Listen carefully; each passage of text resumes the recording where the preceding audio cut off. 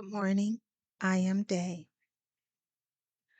I have found that upon awakening, it is useful to affirm and devote myself to the me of my recovery.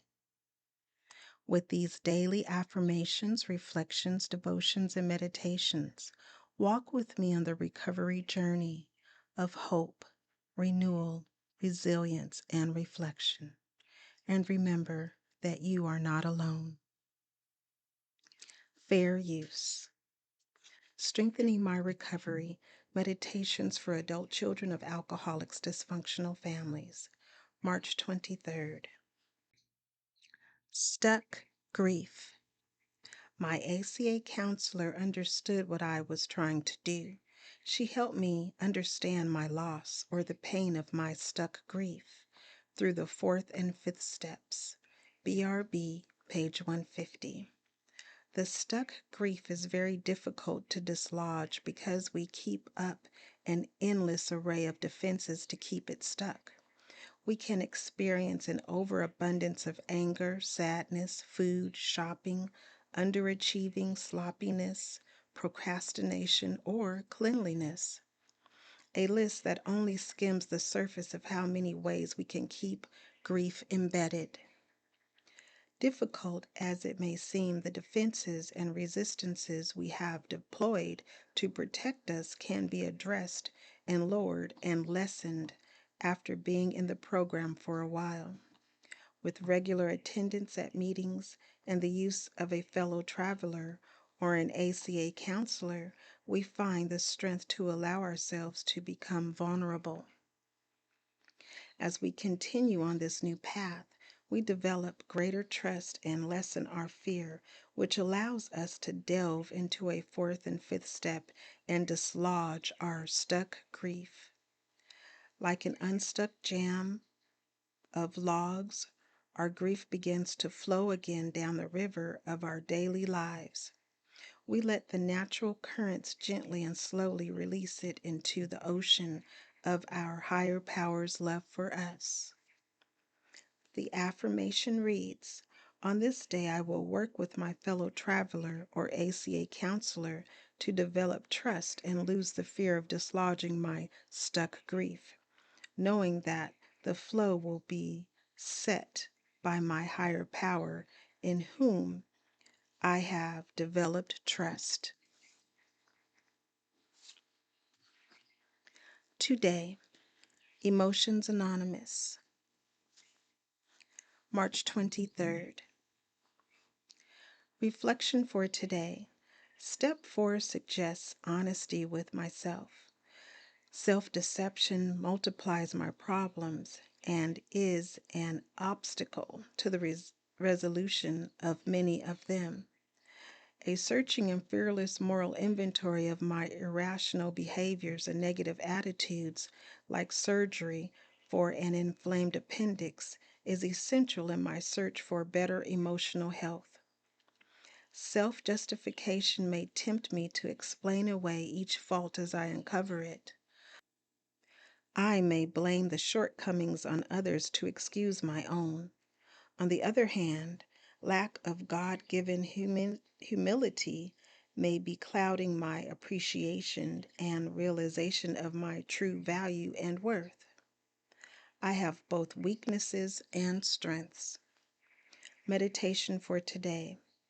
Remind me that my strength grows day by day when I face myself as I am and patiently correct whatever is keeping me from growing into the person I want to be. Today I will remember, I will find serenity and stability only when I am honest with myself. Just for today, Daily Meditations for Recovering Addicts, March 23rd. God's Gifts. We do the footwork and accept what's being given to us freely on a daily basis. Basic text, page 47. Our relationship with our higher power is a two-way street. In prayer, we speak and God listens. When we meditate, we do our best to listen for the will of our higher power. We know that we are responsible for our part of the relationship. If we do not pray and listen, we shut our higher power out of our lives. When we think about our relationship with our higher power, it's important to remember which one we are. The powerless one. We can ask for guidance, we can ask for willingness or strength, we can ask for knowledge of our higher power's will, but we cannot make demands. The God of our understanding, the one with the power, will fulfill that half of the relationship by giving us exactly what we need when we need it. We need to take action every day to keep our relationship with a higher power alive. One way we do this is by applying the 11th step. Then we remember our own powerlessness and accept the will of a power greater than ourselves. Just for today, in my relationship with my higher power, I am the powerless one. Remembering who I am today, I will humbly accept the gifts of the God I understand. Courage to Change, One Day at a Time in Al-Anon, March 23rd. Alcoholism has contributed to many dashed hopes, broken dreams, and considerable pain in my life. I do not wish to dwell on these feelings, but neither do I wish to turn my back on them. Al-Anon is helping me to face even the most unpleasant aspects of my past. By taking hold of the hands of those in the fellowship, I am able to feel the pain and more the losses, and to move on. These feelings are a deep part of me. When they come knocking at the door of my awareness, I wish to open it and let them in. I need to treat myself with the same care and respect that I would an Al-Anon member sharing pain, confusion, and turmoil at a meeting. Only in this way can I become whole and at peace. Today's reminder: they say that pain is inevitable, but suffering is optional. If I learn to accept that pain is a part of life, I will be better able to endure the difficult times and then move on, leaving the pain behind me. There is a quote by Peter Marshall: "When we long for life without difficulties, remind us that oaks grow strong in contrary winds, and diamonds are made under pressure."